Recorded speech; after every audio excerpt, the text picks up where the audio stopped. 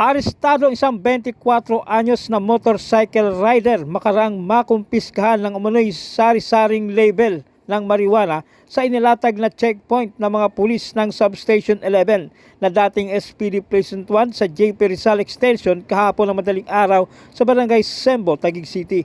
Kinilala nina Patrolman Danica Alcala at Police Corporal Nosa Ivanka Bodo ang suspect na si alias Carlito, 24 anyos, binata at residente ng Barangay San Roque, Pateros. Ayon sa ulat ni Police Captain Joel Gulimlim, Station Commander ng Taguig City Police Substation 11, bandang alas 3 ng madaling araw nang maaresto ang suspect sa nasabing checkpoint. Balisa umano ang rider ng parahin sa checkpoint, subalit 3 beses umanong tangkang tumakas at bumangga sa signage na nagresulta sa kanyang pagkakaaresto. At nang siyasatin ang dala nitong mga eco bag ay nadiscover ang ilang bungkos ng pinatuyong daw ng hininalang marijuana na kinabibilangan ng 2 piraso ng elongated wrap, isang bricks rectangular shaped self-sealing transparent plastic sachet, 3 piraso ng vacuum sealed transparent plastic sachet, isang malaking vacuum sealed transparent plastic sachet na pao mga pinaniniwalaang pinatuyong daw ng marijuana, isang machine sealed pack ng Unicorn Party na naglalaman sa isang disposable vape na pinaghinalaang cannabis oil na may timbang na 3,525 kilograms at nagkakalaga ito ng 420,000 pesos. 9 na pirasong apple jam na naglalaman ng cannabis oil, 6 na pirasong may tatak na Parkwood Los Angeles X Ranch na may flavored na red velvet cake na pinaghinalaang cannabis oil, 4 na pirasong may tatak na Parkwood Los Angeles na may flavored na lemon cake na pinaghinalaang marijuana o cannabis, 1 piraso ng Ziploc transparent plastic sachet na naglalaman ng candy jelly beans na may iba't ibang kulay ng pinaghinalaang marijuana o cannabis na may timbang na 44 grams at ilang bag. Kinumpiska rin ng mga otoridad ang motorcycle at helmet.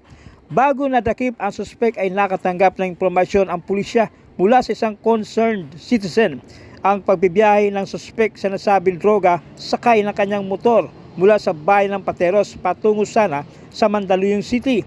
Kaya naglatag ng checkpoint ang Taguig City Police Station sa pangunguna ni na Police Captain Gulimlim at Police Lieutenant Merlan Artaso.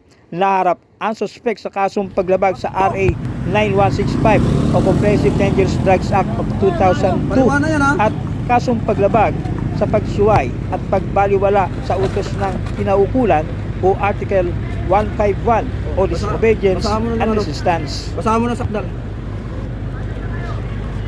Basahan mo.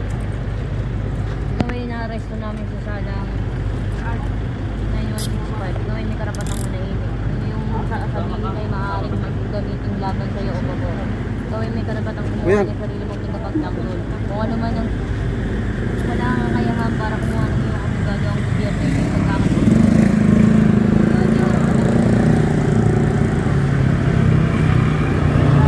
Hindi mo ba ang iyong karapatan? Tindihan mo ba ang iyong karapatan?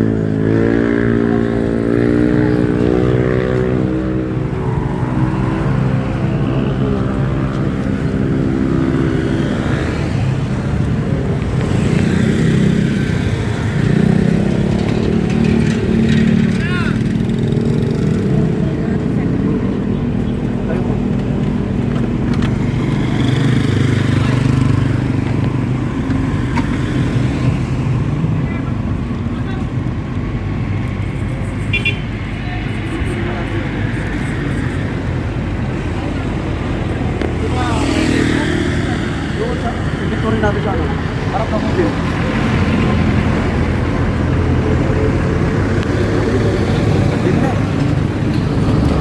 Anong nagtulak sa'yo para gawin ito? Hindi ko po alam sa. Wala akong masabi. Eh, saan ka galing sir nung bago ka nang tumagos sa checkpoint? Pateros. Saan? Pateros. Pateros. Saan punta mo? Mandaluyong. Ay, pero alam mo mga illegal to. Hindi yan checkpoint. Pinagsisihan mo ba ito? Checkpoint. Nahulog sa Uplansita ng Taguig City Police Station ang isang 23 anyos na lalaking makarang mahulihan ng marijuana at granada sa Rahas Sumakwil, Barangay Apil, Bikutan, Taguig City. Dakong alas 3:40 ng madaling araw na magsagawa ng Uplansita ang Police Substation 7 at nadakip ang suspek na si alias Dato, residente ng Tawi-Tawi Street, Barangay Maharlika Village. Ayon sa pulisya, kasalukuyang isinasagawa ang kanilang Uplansita nang mamataan ng isang motorcycle nang biglang huminto ng ilang metro bago ang checkpoint.